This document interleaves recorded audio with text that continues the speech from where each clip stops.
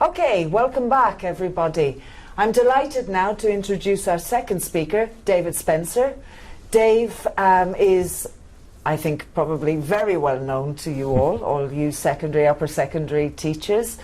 Dave is a well-known, much-loved, very popular author, but also a teacher, teacher trainer. He's been teaching in Madrid for many years now. I won't say the exact number of years. Quite a few. Yeah. And he's also an acclaimed author of many very successful secondary, upper secondary courses, Macmillan secondary course, teamwork, key revision, and most recently of the new edition of Gateway, which is a multi-level course for secondary and is proving to be extremely popular amongst teachers. So we're delighted to have Dave here to speak to us today about flipping the classroom. Welcome, Dave. Thank you, Louise. Good evening to everybody. It's a beautiful spring day at last here, so thank you for taking time to come and watch these sessions, which I'm sure the last session was brilliant. Let me explain from the start then what we're going to look at today. We're looking at the flipped classroom, and I thought I'd begin by just giving an outline of what we're going to talk about. There is a lot to say, and obviously 30 minutes is not very long. There is a handout that you can get at the end of this session, and that actually, more than anything, gives you some further reading, things that you might like to investigate more, because we'll touch on some things and you can investigate more by looking at that reading list at the end, okay? Basically, today in this session, we're going to, first of all, in 2 minutes, explain what the flipped classroom is. Then I think it's really interesting where the idea of the flipped classroom came from, because it's actually a very practical story. It has a basis in the classroom, which I think is really important. Then we're going to look at how we can use the flipped classroom for grammar presentation, and we will look at an example from Gateway 2nd edition to do that. Then I think the great thing about flipped classroom videos is that there are lots of different ways that we can use the videos. They're very versatile, very flexible. So I will suggest different ways to use any flipped classroom video. And finally, and this will be very short, I will give you an introduction, a very brief introduction to how you can go about making your own flipped classroom videos. Okay, so let's begin at the beginning. And actually the beginning could be a little bit complicated. I will come back to this a little bit later in the talk. The first question is, before we can discuss the flipped classroom, we need to decide what is a traditional classroom. And I've put traditional classroom in inverted commas because we could argue about this. But let's say, I always give the example of lectures. When you were at university, a lecture, the teacher would walk in, the teacher would talk for 40, 50 minutes, the students would listen, and then at the end, the teacher would give you some practice to do. So for example, maybe write an essay, answer some questions, prepare a debate. But basically, let's say that the traditional classroom is teaching by the teacher in class and practice by the students at home. Okay, we can argue about this, and we will argue about this later, but let's say that's a traditional classroom. That means then that the flipped classroom, we call it flipped because the idea is that the teaching can now happen at home, so that the students are actually being instructed at home. And usually, often, it's a video, not always. And it is true, the flipped classroom could be reading a text, it could be listening to a podcast or some radio program, but I think usually we're talking about watching a video of some teaching.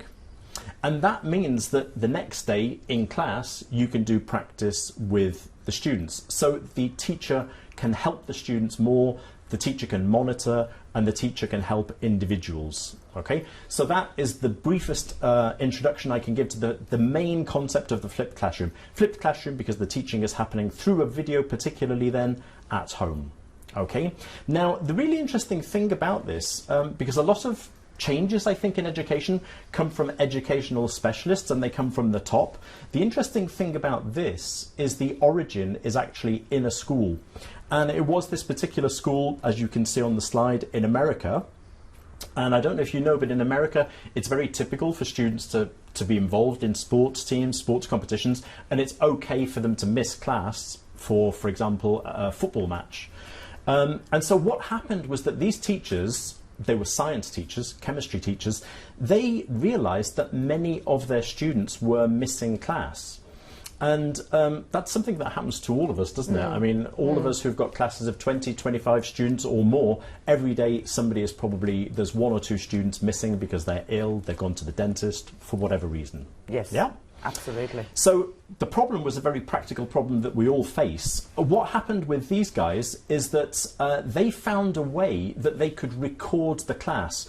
So they could record a PowerPoint slide explaining the point of the lesson, they could add the voice, they could add camera, and that meant that they had a really nice video that they could share with their students.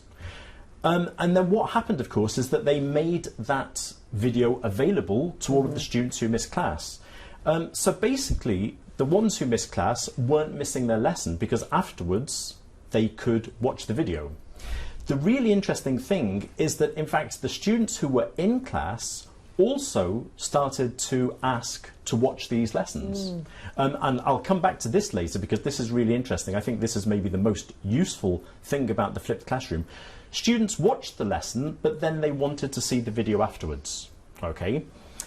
Meanwhile, some of the students asked to watch these videos for revision, for exams. And I think that's, again, a great use of the flipped classroom. So why not watch these for revision?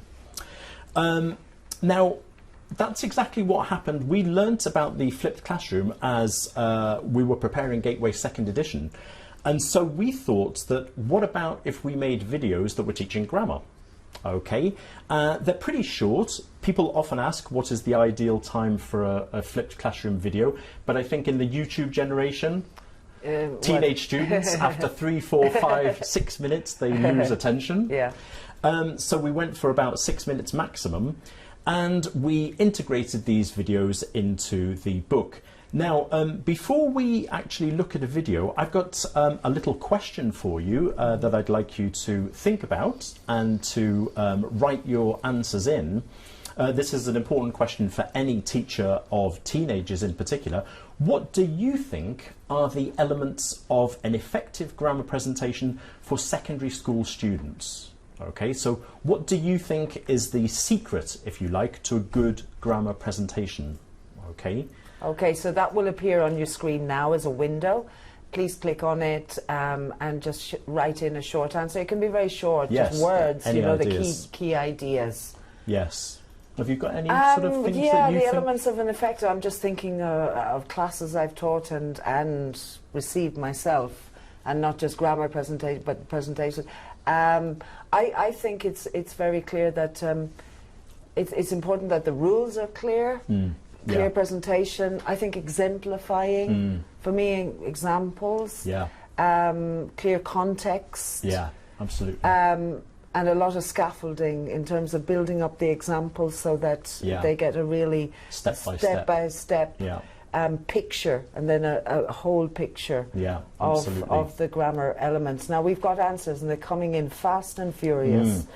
Some of which are coinciding with mine. I'm just going to go clear, simple, visual examples from Lisa Wood. Yes, and visual, and it's true, isn't it? Yes. I mean, this is the whole point again about videos, is that we can make visual presentations in other ways, but of course video, particularly for teenagers, does get their attention. It does, doesn't it? The visual and the sound. I mean, there's a lot of senses working. Simple explanations from Maria Paz. And I think you mentioned clarity. Which is again what Maria Paz is saying. Straight to the point. The same from Patricia. What students need is for something to be clear, to be concise. Exactly. Examples from Marta Perez. What we were saying. Yes, Marta as well. Straight to the point. Short. Give examples. Concise. There's a great point there from Esther Aguilar. Students involve students asking them questions, and I think that is really essential, isn't it? Students are not passive in a grammar presentation. They should be involved, and they should be involved through the questions that we're asking them. Exactly. Those are brilliant answers, and we've also mentioned context, and I think that's sort of like really critical as well. Now, in Gateway, what we do is we contextualize the grammar in reading text and listening texts. And I think that's important. We're seeing grammar in a natural context. In this case, actually, this is actually from the end of the B1 plus level. And it's an interesting text about supermarkets and some of the tricks that they use to persuade you to buy things. Actually, I'd forgotten, but in the text it mentions, do you know that red stickers, often red stickers announce a discount, and so they get your attention. But in fact, what supermarkets do now is they use a red sticker even when there is no discount to get you to look. Okay, trick you. Yes, and in fact, the interesting thing, as it says in the text, is it usually tricks men more than women. I don't know what that means. I don't know. Gullible. Could do. The red sticker. We love a red sticker, men. Right, so we've got the grammar contextualized because in this text there are lots of examples of so and such. Now, what we do, we have the grammar in context, and then the next page we've got our grammar focus on so and such. We've got our little logo there to tell us that there is a flipped classroom video. What we're going to do now is watch the second part of the video here. Just to explain, I've already contextualized the grammar by mentioning the reading text again. I've given them examples of sentences with so and such, and we're at the moment now where we're going to look at why do we use so, why do we use such. In fact, in this video, I ask, I think, 2 questions. If you want to type in your answers to the questions... Well, they won't... okay. Well, okay. Maybe what you could do is think about. Yes, and shout at your computer. Exactly. And maybe we can hear you. Okay? Right, let's have a look. We use so to intensify the meaning of adjectives. For example, we said, "The smell of warm bread is so good." We also use so to intensify the meaning of adverbs. For example, "They do it so well." On the other hand, we use such to intensify the meaning of nouns. The noun may appear on its own without an adjective. For example, "It's such a bargain." Or the noun may come with an adjective. So for instance, "It's such a great smell that nobody can resist it." After sentences with so or such, we can continue the sentence with that, like in these examples. So, let's check for a second. What word is missing here and why?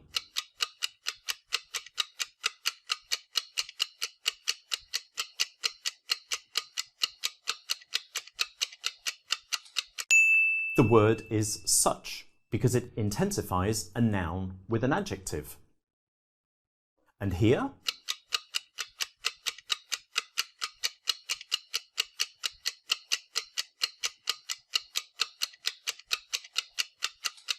The word is so because it intensifies an adjective, not a noun. Actually, I've just come back from the supermarket right now. But I'm so clever that supermarkets can never trick me into spending my money. But I must say that I was quite lucky today. Close to the checkout, I saw that they had a special offer on this cat food. It was 30% cheaper than usual. So I bought 15 tins. I don't have a cat, but it was such a bargain that I couldn't say no, could I? Thanks for watching and see you again soon.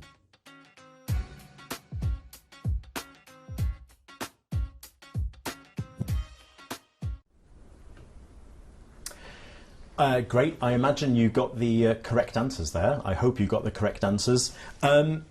Just to explain as well, obviously in that video, some of the things that you mentioned about grammar presentations, I think you probably saw them. There's involvement of the students by asking those questions. There's also, we mentioned visuals, and having the color coding for different grammar points. I think it makes it very clear to students. So if we highlight, if we underline, if we use the same color, and it just makes things very, very clear for the students. Now, you can see on the screen here what we've got is a task sheet. It's a worksheet, and every video has its worksheet. And we designed the worksheet for two reasons. One is to help the students to get more information from the video, but also we did this to check that they were actually watching the video. We'll mention this again a little bit later about homework. So if students are doing this for homework, how can we know if they watched it or not? And by giving a worksheet, we can check more or less if they watched it and if they watched it until the end. Okay. Now, I particularly like the idea of flipped classroom videos because you can use them in lots of different ways. Yes. So the obvious way to use them is what we've already mentioned. The whole idea of the flipped classroom is that you say, okay, today for homework, I want you to watch the grammar video. I want you to do the task sheet. That means that the next day they come into class and you can immediately get on with the practice work, and the practice work will check that they've understood if they know how to use the grammar or not. So that's one way to use them, is the way that the flipped classroom was originally meant to be, is to check that, is to teach them at home. The thing is that once we have these videos, there are lots of other things that we can do. I explained the origin of the flipped classroom, and really the same thing. On Tuesday afternoon, you teach the present perfect, or so and such. Two students are away. You cannot teach so and such just for those two students who are away. You can't make the whole class do it again for two students. But with these videos, you can say, okay, don't worry, just watch the video at home, do this worksheet, and you've seen the presentation. So the same as the origin of the flipped classroom in America, we can do the same. Students who are away can watch the videos. The other thing then is that imagine that you present grammar as always. Not all of your students will understand everything from your grammar presentation. Some will understand everything, some will understand half, some will understand very little. You can present again and maybe a third time, but you can't present 10 times. With the video, the great thing is you can just say, okay, watch this as many times as you need, and it will help you to understand. And they can stop, rewind, play it again and again. Now, one interesting thing, actually, my daughter is at the moment in the University of Sussex in the UK. And now, at universities in the UK, every single lecture is recorded. Okay. And every single lecture is made available online. And really what happens, my daughter, she goes to class, but then the day after she can watch it again if there's something she didn't understand. When you think that's a very good, sensible use of technology of these videos. So teach as always if you like, but then simply ask them to watch it. Make them aware that they're there and they can watch as many times as they need to. We mentioned before that the students in America were doing these also as revision. You imagine it's the end of the term, you cannot present all of the grammar again. But with these videos, you can simply say to your students, okay, we've got a grammar test at the end of this evaluation, watch the videos for units 1, 2 and 3 again, in your own time. Also, what you might decide is that you want to do them in class just because you want some variety. The difficult thing I think about being a teacher is that we have to do the same thing again and again and again. It becomes a bit repetitive. So from time to time, you might decide you're going to use a video simply for variety. Yes. One tip that you can see there, I would say at the beginning of the school year, if you're going to do flipped classroom videos, watch the first one all together as a class. That way you can help if anybody has any problems. You can make them see the correct routine and they understand it much better, I think. Model it, basically. Exactly, yes. Yeah. Then also, I know that some people have said they use them like this. If you're just starting out being a teacher, you might want to watch a presentation, particularly for the higher levels, to sort of see yourself how you could get maybe some ideas, different ways of doing it, and it might give you confidence for your own presentations.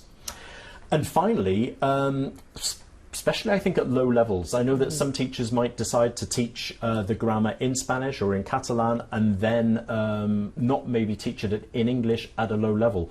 The great thing about these videos is that they are nice, gentle introduction to grammar explanations in English. They can watch the video as many times as they like. It's not threatening, so they're quite relaxed about listening to English explanations. So lots of different ways that we can use them. One thing that people sometimes worry about is the homework aspect. They say, well, my students won't watch them for homework. I'm going to be honest, if your students never do homework, they probably won't do these for homework either. Yes. Now, obviously, maybe you use some type of punishment or motivation to get your students to do homework. In that case, you will use the same technique. I think one thing you will find is that some students will naturally find these useful, and without any pushing, they will use them. Not everybody, but some will use them whenever they want. I think also, hopefully the students enjoy watching these videos and also find them useful, and hopefully that will encourage students to do it. Also, remember the worksheets. The worksheet is there to help you to check if they've done it for homework or not.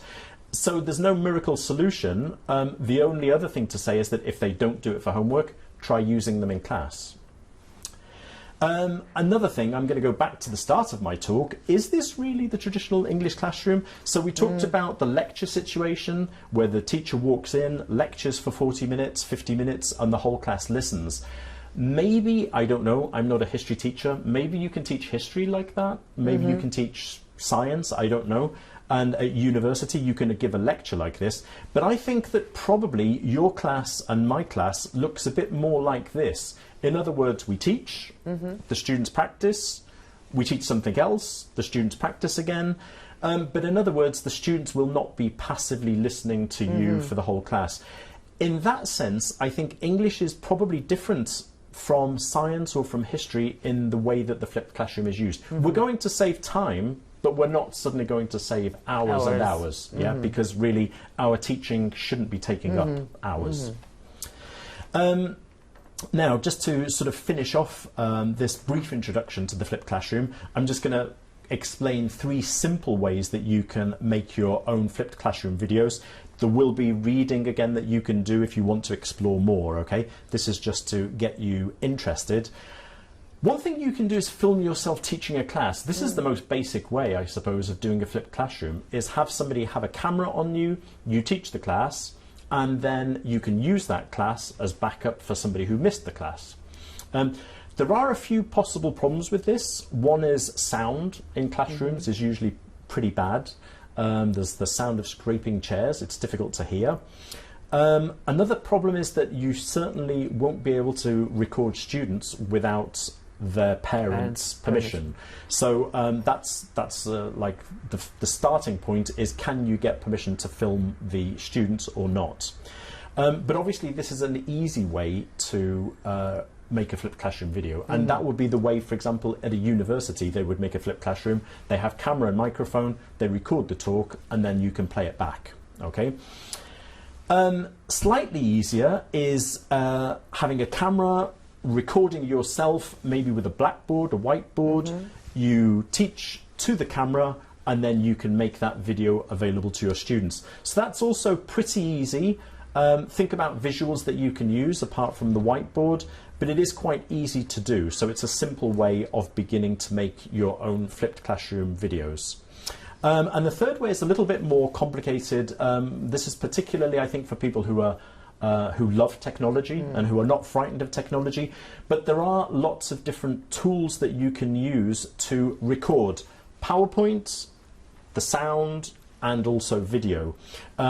I've got nothing to do with Screencast-O-Matic, but it is a program that is recommended by Bergman and Sams, who invented the flipped classroom.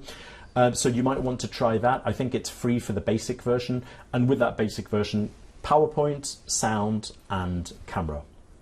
Okay. As I said, it's extremely brief in terms of an introduction, but that's just to give you an idea of what you could do. Obviously, in fact, if you look at YouTube, you will see that there are lots of different videos out there. Obviously, the problem with that is some are better than others, and some might not have much connection with the level of your students or the interest level of your students. Exactly. Okay. Two very interesting articles that I recommend if you want to learn more. The first one is very useful to find out about the technology that you need to make your own videos, following up this idea of Screencast-O-Matic. And the second one, there is not much in terms of writing about the flipped classroom in English language teaching. Most of the literature is about science, history, other subjects. And as I explained before, I think it's different actually. English is quite different from history or from science.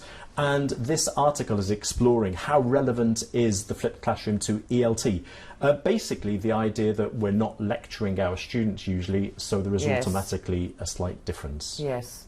Okay, and these are also available on the handouts. Exactly, so yes. you don't need to be writing down the absolutely very long. And there are a few other books there that you might find useful. Exactly. Okay. Yeah. Okay. Let's have a look then. A quick poll then, as we just before the questions. Before the questions from you. We saw that grammar video before, and I'd be interested to know then, how would you use a video like that? So would you use it for homework, which is the typical way then of the flipped classroom?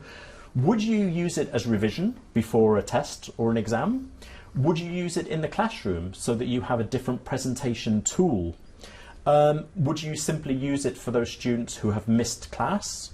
Or would you actually just leave it up to the students to decide when, where, how often they look at the videos? Okay. Which is what would happen at university, for example. Exactly. Okay, so we'll give you 10, 15 seconds to choose your option. I'm going to refresh the page. Already we've got answers. Quick off the mark we are this evening.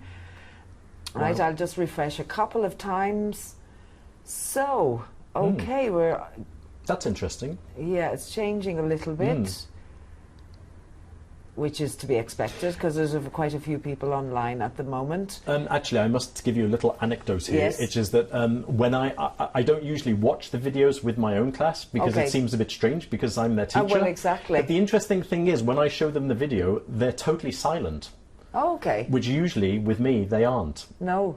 So they, and I think really, it's the screen that people concentrate on the screen. Yes, exactly. You sort of zone in, don't you? Great. Okay, so we've got 38% saying in class for variety. I'll just do another refresh. Well, it's 36%, but there is a majority saying in class for variety. Next, 24% are saying leaving students free to watch them when That's and how they interesting, want. Yeah. I mean, I like that idea. We talk about autonomy and student independence. I think there is a moment. It depends on age, of course, but if we're talking about primero de ESO, segundo de ESO, they're younger and maybe less responsible. More guidance. Exactly, yes, they need us to sort of motivate them maybe more to use them. But I do think at higher levels, maybe they can decide. So when they need to look at them, they look at them. If they don't need to look at them because they think they've understood, then fine. And as the course goes on, presumably, you know, certain ways of behaving are established and maybe it's easier and to also give. Yeah, you can also target some students too. So if a student you feel maybe needs extra help, you can always sort of encourage those students in particular to look at those again. I mean, more people are saying using them in class, and I think actually more than anything, it's just that idea of variety is really important. I mean, we teach the grammar every day, every week. To have somebody else doing it and to have it on screen, I think just sort of makes it well, really, in a way, I suppose, if this were a classroom, we would say that we should have a variety of ways. Absolutely, because there is also 20% saying for homework with the task sheet, 16% as a revision. So we have all the applications. The great thing is that you can use them any way you want and any way you find them useful. I mean, I always say this as well. I think really, when I started writing 1994, teamwork, if somebody had told me that you could have a book where there are videos with somebody teaching the grammar, it sounds like science fiction, and really, you know, it's just, you might decide sometimes not to use it, that's fine, like anything in a book or any material, but it's there, for you to use. It's there, absolutely, and it has different ways of being exploited. The flexibility, I think, is what's good. 4%, okay, it's small, but still, asking students to catch up. So we have all these different scenarios, basically. Actually, interestingly, I will tell you as well, the way I use them most is as revision, in fact. Okay. which I again, can a lot see- of people have yes, used that. are But, saying you know, that. we never have enough time, do we, in class? Exactly. So it's very difficult to, you can't present all of the grammar again. Exactly. But having these videos just helps you Exactly. to do that. Obviously, these Exactly. videos or any grammar videos that you make yourself, it's... Exactly. Yeah. Great. Okay, Should we see if well, anybody has any questions? yes, or? we will. We will. So we'd be delighted to hear Yeah. from you, the audience. If you have any comments or questions, now is your chance to send them in to Dave. Yeah. We'll give you 20, 30 seconds to do that. And I will just open the page, and those will come through. I had a question. Well, at the beginning, Really? I was thinking, yes, I mean, because I've studied to a certain extent and read about the flipped classroom, and my fear in the beginning was, okay, that it's a unique approach, but in actual fact, what you're saying is that it has Absolutely. a multi-faceted And if approach. you read some of the books by the people who started the flipped classroom, one thing that I find interesting, I love the story of where they came from, but actually those two teachers have now gone for a very extreme version of the Right. flipped classroom, and it's called flipped mastery. And their logical conclusion is that in the end, students watch these and all work at a different speed. Because Okay. each student would watch a video, then do work. If they've mastered it, they Okay. watch another video, and then move they go on. on. And that, for me, is very interesting. But in practical terms of my teaching No. here in Spain, I would find that very difficult. Somebody once asked me also about whether parents could complain because you're not teaching the students. Yes. Now, I think you would have to again It's a be lazy taking man's approach, they would say. Yes, you know, but I think to ever get to that stage, you would have to be doing a very extreme version of the flipped classroom, which I personally am not totally in favour of. I think Okay. this is a great tool that we can use, as you said, in different ways, but it's not my main approach to teaching. Okay. Right, some questions and comments from Lisa. She says, thank you, Lisa. I already use videos for flipping grammar. Well, what about other ways to use an ELT? That's very interesting. And also, Eulalia has also made Yes. a question, can we teach other skills in English classes apart from grammar? And that's a very good question. And the answer is totally yes. In Gateway, we decided to do grammar, but you could teach vocabulary in the Yes. same way. You could actually have a very nice video teaching writing skills. You Yes. could have maybe an informal email and you give a mini lecture explaining the features of Yes. an informal email or a for and against essay. Of course. And you could explain it to the camera, show the text, the model text. on the camera. So basically, that's a great question because we've seen a grammar video and I'm talking about grammar a lot, but we could use it for any aspect that you teach it's your very students. flexible, yes, isn't it? absolutely, yeah. And Esther, thank you. Can these videos be seen on smartphones or only on the computer? Oh, that's a good question. I think Well, you can see them, yeah. I think you can. On yes. tablets, definitely, Yes, and I no, think smartphones, definitely. yes. Yes. Yeah. And then, okay, Eulalia, you've answered that. Yes. Blood Night. Yeah. Has Macmillan ever thought of creating their videos in the style of Ed Puzzle, where the video includes questions and the teacher gets to see the students' answers? We haven't done that so far, no, definitely not in But you've Gateway. given us an idea, perhaps. Yes, that could be interesting, yeah. I've never actually seen Ed Puzzle, so yes. I'll look at that, I'll investigate. And Ahmed, from your experience, is it easy for teachers to make their own flipped classroom videos? That's a Thank good you, question, and hello Ahmed, who's watching, I think, from Morocco, in fact. Is it easy? You said, is it easy? Well, it depends how we're going to do that. Like I said, if we're going to teach to the camera, it's not incredibly complicated, but basically, yes, it is quite time-consuming. It is time-consuming. I think most people want to find ready-made Exactly. flipped videos because if you're going to make them good quality, that actually takes a lot of time. Exactly. I mentioned sound. Sound. If the students can't hear very clearly, they'll stop watching the video. Exactly. If the images are not very clear, if they don't attract the students also. So they're easy probably to make, they're not very easy to make well. Yeah, that's a good way of putting it. Yes, and also because you need to have consistency of quality, don't you, in the materials that I mean, you know, at the end of the day, the videos have to be interesting. If the video is not interesting, exactly. the teenager will never watch them. They'll switch off after 1 minute. Exactly. Yeah. Okay, and Martha, I think it's great to have them silent. That's interesting. Paying attention to somebody else explaining what I've already explained. That's a very nice idea. Yeah, yeah. Actually, there's another idea for me actually for trying those out. Right. Yeah, watching Okay. somebody doing them silently. Esther Aguilar, thank you for your presentation. Thank you, Esther, for attending. I will start recording videos at home. Are there any more apps? More technology. I must admit, the best thing to do is to read that article, which is on the Yes. handout, which I can't. It's the toolkit. I think the tech toolkit, Yes. because I will confess that that's not really. I haven't looked into that area as much because my videos were made by Macmillan. Yes. But have a look at Screencast-O-Matic first, have a look at the article, and I think it will point you in the right direction. I think so. If you look on Google, basically nowadays, so many teachers are trying to start out making flipped classroom videos that you will see. Exactly, and the author of that article, Russell Stannard, is an expert in That's right. applications, etc., and using technology in the classroom. So that will be further explained there. Alethea says it's very similar to YouTubers explaining lessons as teachers, but the fact of seeing their own teacher makes it different and more interesting. Do we post these videos in our school platforms or on our pen drive?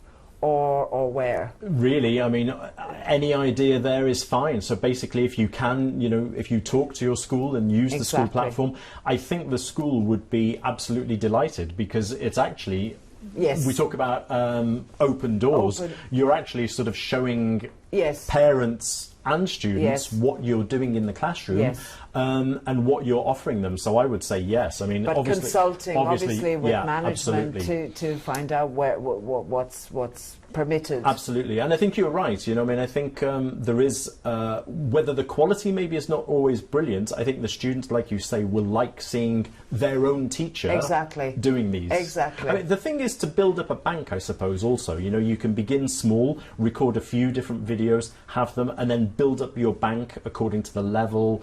And you can have in the end a whole library. How you make that available to the students is up to you. But I mean, I think it's nice because you can really be giving examples to parents of how you're teaching your teenage students. So and an interesting comment from Martha is saying about students recording themselves giving explanations with the quote of, "If you can't explain it, you don't understand it." Good point. Yes, the idea of absolutely, yes. to express your understanding. So that's again, I'm just thinking about permissions there. Of course, you have to get permission, you need to get before you show other people your students. Exactly. But apart from that, yes, great idea. Yes. Yeah. Okay, well, it seems like everybody have great questions here, and obviously are motivated and interested about using the flipped classroom approach in their classes more. It's very flexible, much more than I thought. Originally, and thank you very much, Dave. My pleasure. Shall I just mention the Facebook page, yes. or is it there? Just if anybody does want to keep in touch, or if anybody has another question that we haven't had time to answer, you can always get in touch with me via that Facebook page. So that's Macmillan Gateway. And there are links to other things there, different videos maybe that I've done, different webinars, and different teaching ideas. Great. And it's just a nice way to stay in touch. Thank you very much. If you want to join that, Thank you do. very much. It's been a real pleasure. Right. We hope that you have found these teacher training videos of real use and relevance to your classes. We would like to remind you that you can find many more practical teaching ideas and tips, articles and video clips in Macmillan Advantage. Don't miss this opportunity to continue your professional development.